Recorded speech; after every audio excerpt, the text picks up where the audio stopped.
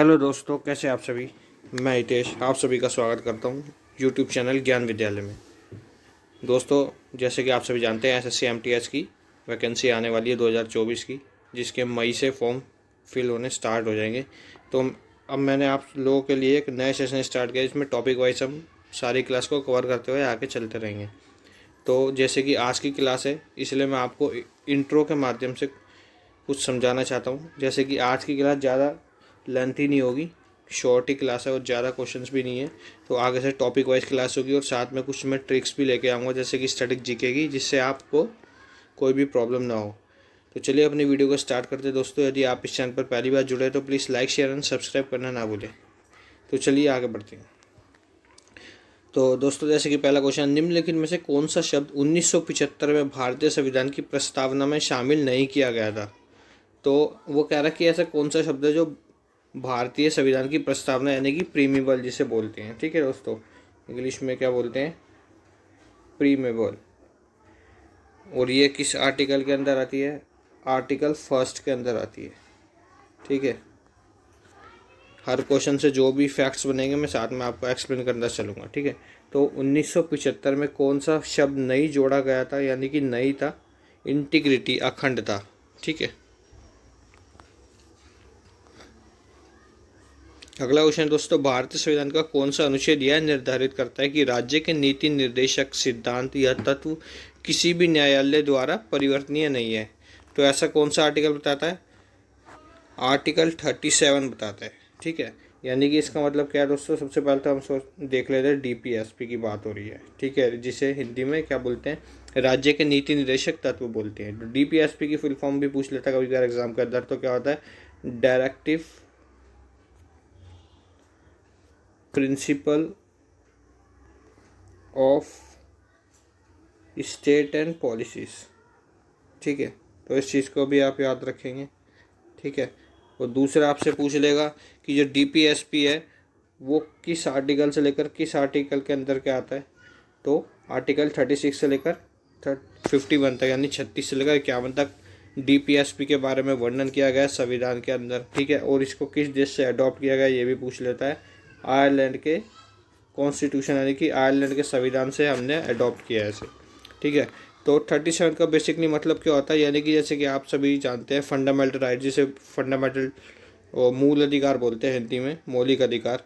तो उसका मतलब क्या है, जैसे कि किसी भी नागरिक के साथ उसके अधिकारों के प्रति उल्लंघन किया जा रहा है तो उस न्यायालय में जाके उच्चतम न्यायालय जो होता है, सर्वोच्च न्यायालय में जाके उसके खिलाफ अपील कर सकता है कि मेरे जो अधिकार है उनके साथ छेड़छाड़ हो रही है किसी भी तरीके से। तो लेकिन ये जो है ये परिवर्तनीय नहीं है, लेकिन वो परिवर्तनीय है। तो यही इस माध्यम से समझाना जाता है कि राज्य के नीति निर्देशक तत्व जो है वो किसी भी न्यायालय में परिवर्तनीय नहीं है, यानी कि उसके खिलाफ आप क्लेम नहीं कर सकते किसी को, उसके लिए आप शिकायत नहीं कर सकते किसी भी न्यायालय में या कोर्ट में जाके। तो ठीक है दोस्तों, इतना है। So option number C will be the right answer. आगे बढ़ते हैं। अगला क्वेश्चन है दोस्तों, समान नागरिक संहिता किस राज्य में लागू थी, यानी कि वो पूछ रहा है सबसे पहले जो है किस राज्य में लागू थी। तो सबसे पहले किस में राज्य में लागू थी दोस्तों, गोवा के अंदर।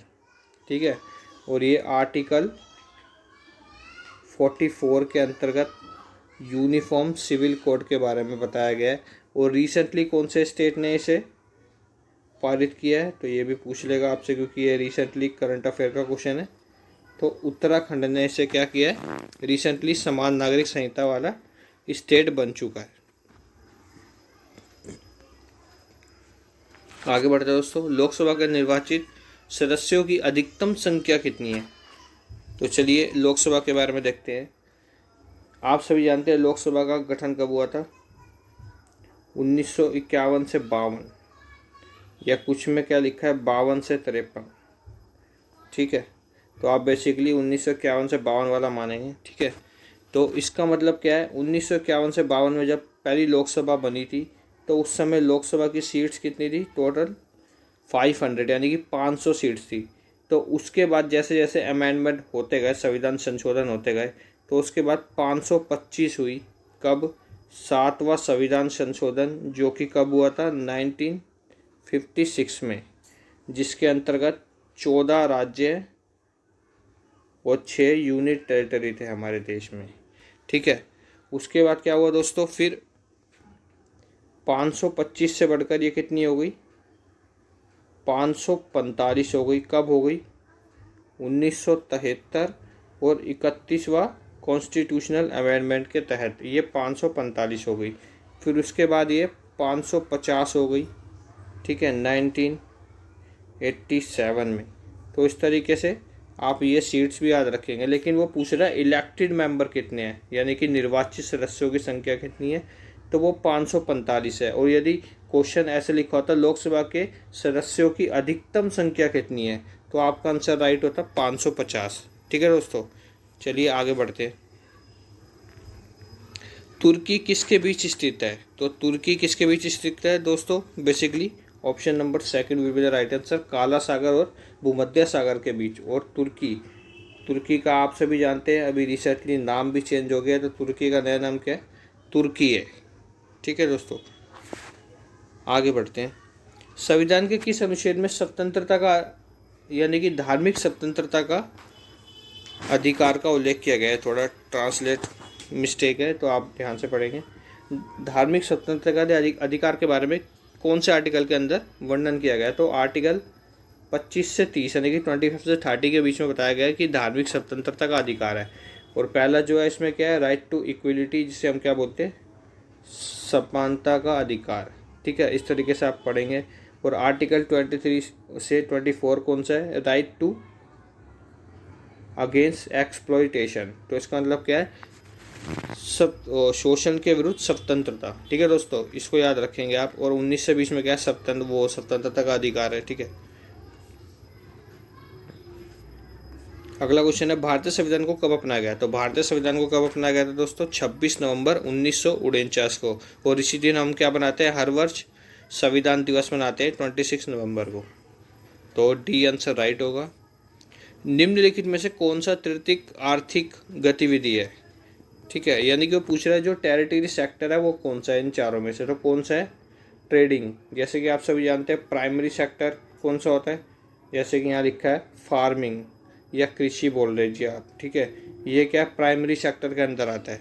ठीक है, वो द्वितीय के अंदर कौन सा आता है, यानी कि खेती करके उसमें जैसे कि कोई कच्चा माल है उसको कंपनी के अंदर या कारखाने में ले जाके क्या किया जाता है, उसको रिप्रोडक्टिव किया जाता है, तो उसे बोलते हैं सेकेंड सेक्टर या सेकेंडरी सेक्टर। और टेरिटरी सेक्टर किसे बोलते हैं, ट्रेडिंग वाला, जिसमें व्यापार होता है। और फोर्थ सेक्टर कौन सा होता है, जैसे कि कच्चा माल पहले कारखाने में गया, फिर वहाँ से रिप्रोडक्टिव हुआ, फिर उसके बाद कस्टमर तक पहुँचा, कंज्यूम किया, इस तरीके से आगे बढ़ते सेक्टर्स। ठीक है,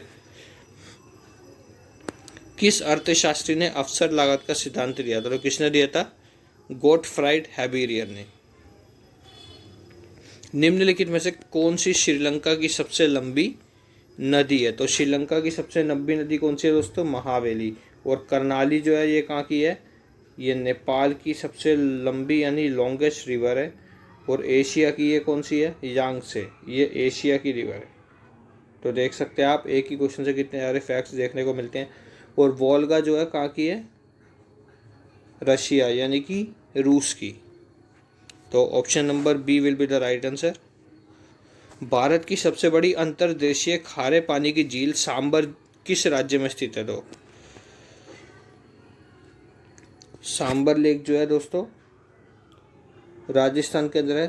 थोड़ा मिसस्पेल हो गया यहाँ पे। वो पूछना चाह रहा है कि भारत की सबसे बड़ी अंतर्देशीय खारे पानी की झील कौन सी है, तो सांबर लेक है, जो कि कहाँ पड़ती है, राजस्थान के अंदर पड़ती है। ठीक है, आप याद भी कर सकते हैं, मैं आपके लिए एक वीडियो भी बना दूंगा लेक्स की, सारी जितनी भी लेक्स हैं। ठीक है, लोलार लेक जो है ये उल्का पिंड से निर्मित है, जो कि कहाँ पड़ती है, महाराष्ट्र के अंदर पड़ती है। चोलामो जो है ये सबसे ऊंचाई पे स्थित है। चुलामो लेक यानी कि झील वो सिक्किम में पड़ती है। और डिडवाना और सांबर लेक राजसमंद, जैसमंद, पिछोला, ठीक है, ये सब कहाँ पड़ती है आपकी, बेसिकली राजस्थान के अंदर पड़ती है। सस्तम कोटा झील किस राज्य में स्थित है, तो सस्तम कोटा झील कहाँ स्थित है दोस्तों, केरल के अंदर।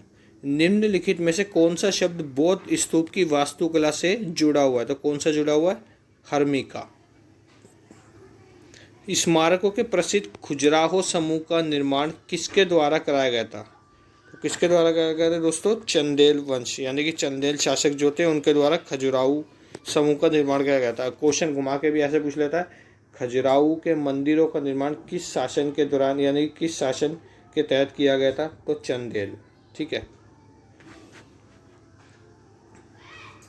निम्नलिखित में से कौन भारत की सीमा को छूता है, यानी कि वो पूछ रहा है भारत की सीमा किन किन से लगती है। अरेबियन सी से बिल्कुल डेफिनेटली लगती है, बे ऑफ बंगाल से भी लगती है, इंडियन ओशियन से भी लगती है, तो all of the above right answer हो जाएगा। ठीक है, उपरोक्त सभी। अगला क्वेश्चन दोस्तों, निम्नलिखित में से किस संगठन को विश्व बैंक के रूप में जाना जाता है, तो विश्व बैंक के रूप में किसे जाना जाता है, IMF। लिंग अनुपात सबसे अधिक है, यानी कि ऑप्शन के अकॉर्डिंग सबसे ज़्यादा कहाँ पे है लिंग अनुपात,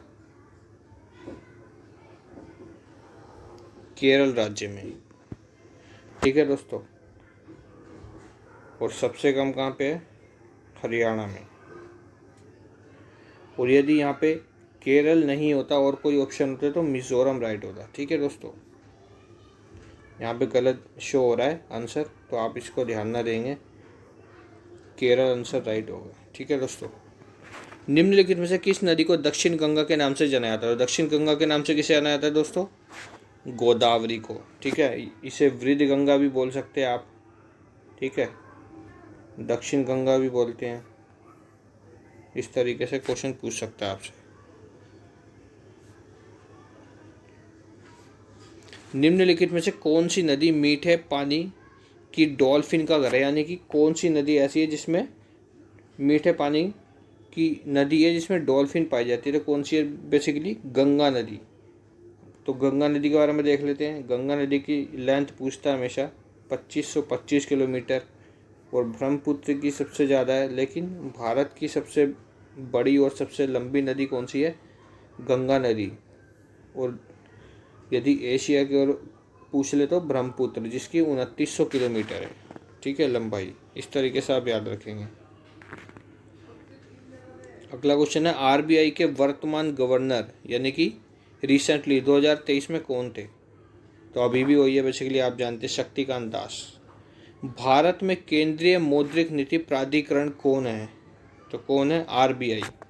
RBI के बारे में थोड़ा देख लेते हैं। RBI की स्थापना कब हुई थी, 1 अप्रैल 1935 में, और इसका राष्ट्रीयकरण कब हुआ था, 1949 में। ठीक है, इतना आप याद रखेंगे इससे।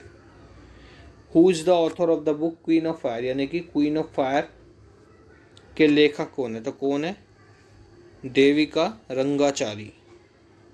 सुकारेश्वर मंदिर कहाँ स्थित है, तो सुकारेश्वर मंदिर कहाँ स्थित है दोस्तों, ये भी गलत रखा है दोस्तों, option number A will be the right answer, Guwahati Assam में स्थित है। ठीक है, किस पंचवर्षीय योजना के तहत हरित क्रांति शुरू हुई थी, तो किसके तहत हुई थी, तीसरी पंचवर्षीय योजना के तहत। क्षेत्रफल की दृष्टि से भारत का सबसे बड़ा केंद्र शासित प्रदेश कौन सा है, तो लद्दाख। राष्ट्रमंडल देश का मुख्यालय कहाँ है, तो राष्ट्रमंडल देश का मुख्यालय कहाँ पे है, लंदन। सिखों के 5वें गुरु कौन थे, तो सिखों के 5वें गुरु कौन थे दोस्तों, ऑप्शन नंबर सी, गुरु अर्जन देव। और फर्स्ट आपको पता ही है, गुरु नानक जी। 10वें गुरु गोविंद सिंह जी। ठीक है, इस तरीके से आपसे पूछ सकता है। तो 5वें अर्जन देव जी हैं। ठीक है, और दूसरे पूछ लेगा गुरु अंगद देव। ठीक है, भाभा परमाणु अनुसंधान केंद्र यानी कि भाभा एटॉमिक रिसर्च सेंटर की स्थापना कब हुई थी, तो 1954 में हुई थी। और ये भी पूछ लेता है किस राज्य में स्थित है, तो दोस्तों कहाँ स्थित है, मुंबई के अंदर। ठीक है, हॉर्नबिल उत्सव कहाँ मनाया जाता है, तो हॉर्नबिल उत्सव कहाँ मनाया जाता है दोस्तों, नागालैंड में मनाया जाता है। अभी रिसेंटली बहुत से एग्जाम में एक शिफ्ट में पूछा गया था कि जो नागालैंड उत्सव या त्यौहार है वो किस महीने में मनाया जाता है, तो बेसिकली हर वर्ष अप्रैल के महीने में मनाया जाता है। तो इस चीज़ को भी आप याद रखेंगे। यूरोपीय संसद का मुख्यालय कहाँ पे, तो यूरोपीय संसद का मुख्यालय पेरिस यानी कि फ्रांस में। भारतीय प्रौद्योगिकी संस्थानों में से कौन सा सबसे प्रथम स्थापित हुआ था? तो कौन सा हुआ था? सभी को पता है, आईआईटी खड़गपुर हुआ था। इसी के साथ दोस्तों हमारी वीडियो ख़त्म होती है। यदि आपको वीडियो अच्छी लगे तो please like, share and subscribe करना ना भूलें।